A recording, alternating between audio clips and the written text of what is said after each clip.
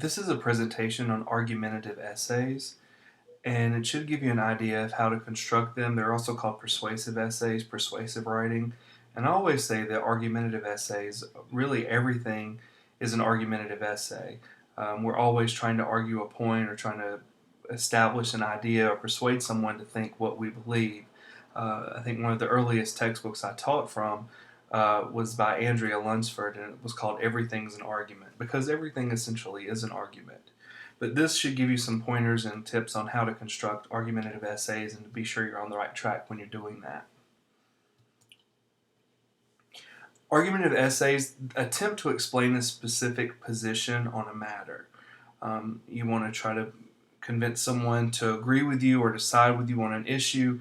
You write an argumentative essay, and it becomes very clear that the point that you're trying to make is established early on in the paper. It can be considered an opinion. Everything begins with an opinion, but to write from an opinion is just, well, I think this or I think that, and you don't really have a lot of ground to substantiate it. But with an argumentative essay, you begin with an opinion. However, that opinion expressed within the argument, it becomes supported with documented evidence or documented support. You go out and do research to prove your point, and it's not always about proving, but sometimes it's just about establishing that this is a valid way to think or believe or feel about a particular issue. So it's more that it's grounded or rooted in some authoritative context or authoritative material. Effective arguments always consider the opposition and offer solid refutation of those ideas, beliefs, or opinions. When you present your argument, you want to be very careful in presenting what you have to say, but you don't want to ignore what the opposition might be. We always have to keep our audience in mind, which is the next element, that the audience should always be considered. But you should always think that your audience isn't going to always agree with you, so you need to anticipate what their objections might be. And when you anticipate their objections, then you can start thinking of ways to defend those objections if they come about, or if they would be raised. So the way you would do that is by saying, well, this is what the opposition has to say about this matter, or this is an alternative, but then you turn it around and explain why that's really not as good an idea as what you've presented, or how that idea can be refuted by the information that you're going to present, and why your idea is a stronger or more effective position than the alternative. And in doing this, we're always considering our audience, because the audience is going to demand how our presentation or how our argument is tailored. We want to be certain that we know who we're arguing to, and once we know that, then it makes it easier for us to construct our argument. I often have used the example, you wouldn't want to walk into a room full of vegetarians, a convention for vegetarian and veganism, and say, hey, I've got 50 pounds of beef out in the back and I want to try to sell it. Does anybody want to buy it?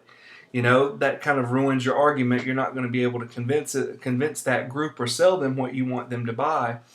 But there are ways that you can try to find, once you know who your audience is, then you can backtrack and figure out how you're going to present the argument or the material that's involved.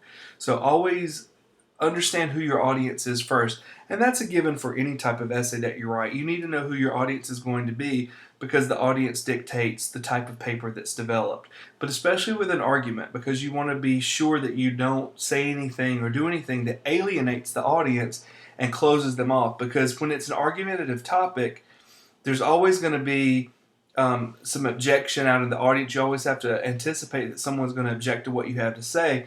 So if someone's going to be at that level of not necessarily hostility, but objection to what you're presenting, then you want to be very careful with your wording and the language and the presentation that you provide.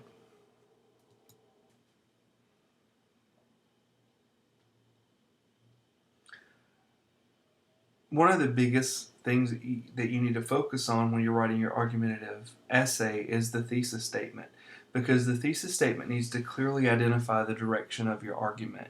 So many times I assign argumentative essays and I receive papers back where I read the introduction and the thesis statement, and there's nothing argumentative. There's no actual position being taken in the introduction or thesis statement area, and I have no clue as a reader what the argument actually is. It sounds just like a compare-contrast essay where they're explaining the two sides, or they're exploring different options.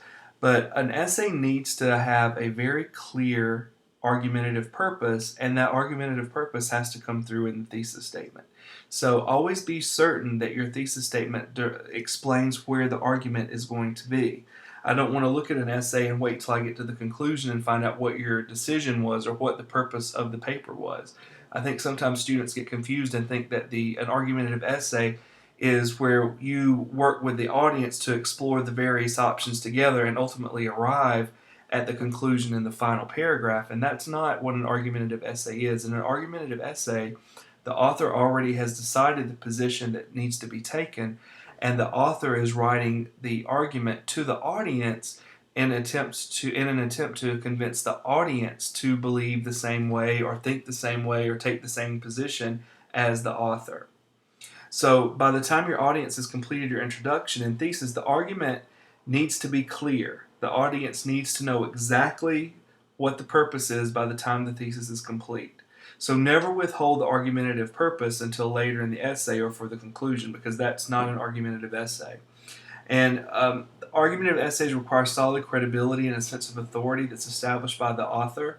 You have to come in as the writer with a sense of credibility and authority, and you start with the authority by establishing this is what the argument will be, this is what I'm standing up for in the thesis statement. But then it also comes through with your use of good source material and good supporting evidence. But also the thing that you need to avoid is absolutely no questions should ever be present within the argumentative essay. You shouldn't rely on questioning, because when you ask questions, it causes problems. I say questions are sort of credibility assassins. Think about the role of a question. A question is surrendering authority to the audience. If I ask you as the audience, what do you want? That means that I don't know, and I'm just asking you for your opinion to see what do you want to do, we'll do what you want. Think about if you had a professor that anytime it was time to do something every day you came into class, and the professor says, well, what do you want to do today? What do you think is important? You wouldn't hold or give a lot of credibility or credence to what your professor said. You would just think, oh, this guy's a pushover, or she's not doing what she should be doing. All she does is just ask us questions all day. That's not a sign of authority. For an argument, you have to establish authority. And so the audience is looking to the writer for guidance. And if I'm looking to you for guidance, I don't want you asking me questions about what I think or what do I believe. So that's why you should avoid questioning. Declarative statements establish authority and direction and do so much better than questions do. Consider it this way. Look at these two options for a thesis statement. So weak version would be, should college students be required to complete community service in order to obtain a degree? Well, if I ask that as my thesis statement, that's not letting the audience know which direction I'm taking or what do I think is the right way. The stronger way and the better way, the more accurate way for an argument would be, college students should be required to complete community service in order to obtain their degree. And it's very matter of fact, and then we can go from there and move into our topic sentences and have an actual direction for our paper.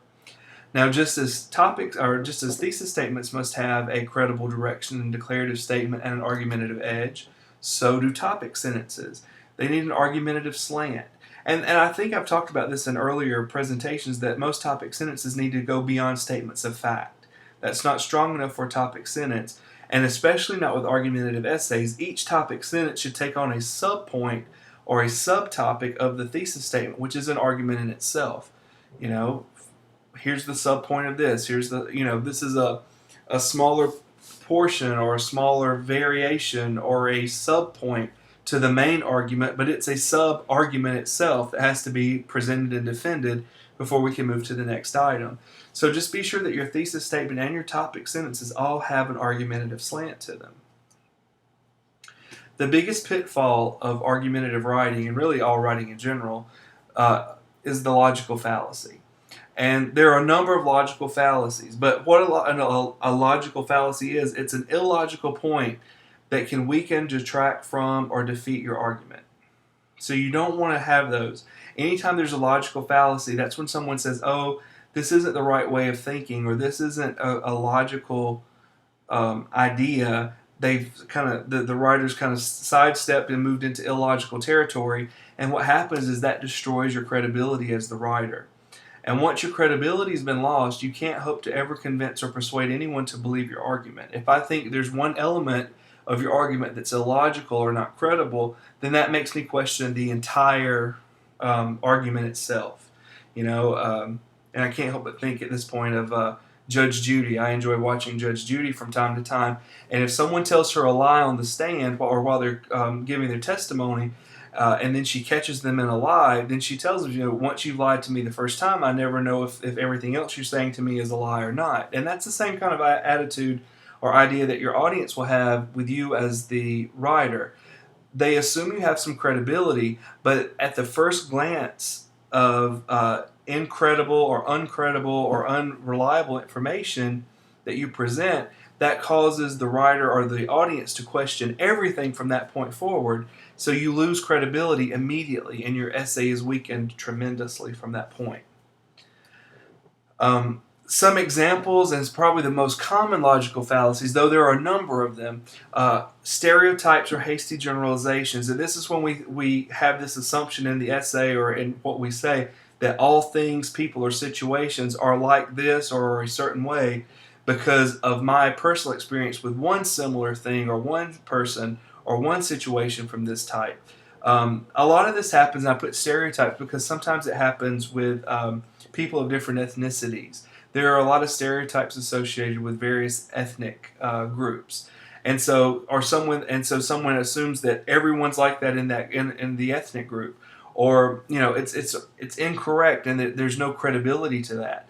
Or it could be, I bought a certain brand of car, and that particular car that I purchased was a lemon. It didn't work very well.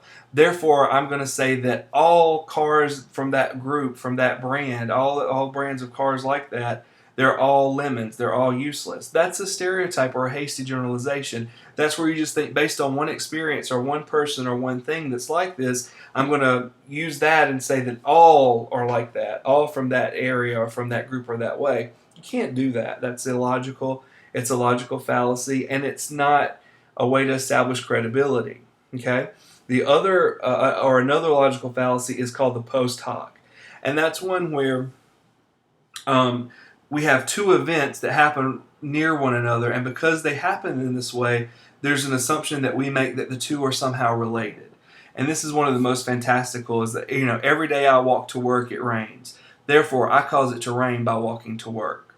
And we see that statement as being very illogical. But you will find other times when people will use that post hoc argument, and they really have convinced themselves that it makes sense, and it absolutely does not. So you have to be very careful of that post hoc argument. Another is the non sequitur, and that's where things don't really follow. Paul drives a Mercedes-Benz, so Paul must be rich because he drives that Mercedes-Benz. Well, that's not necessarily true. I mean, we don't know that without looking at Paul's financial records. Paul could have got the Mercedes-Benz on credit and everything that he makes every month, he has to pay it off in debt because he owes so much. We don't know for a fact what Paul's financial situation is. So we have to be very careful with these logical fallacies that we keep them out of our essays because they will detract and defeat the argument that we're trying to present. And additional logical fallacies can be found in our handouts that I provided or also in our textbook.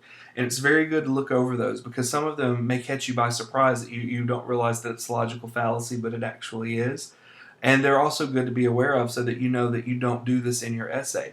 And if it's political season and you have people running for president or governor, if you listen to the debates, you can often sit with a logical fallacy handout in your hand, and you will find that most candidates will fall into this logical fallacy format in some way or form because a lot of politicians like to dodge questions.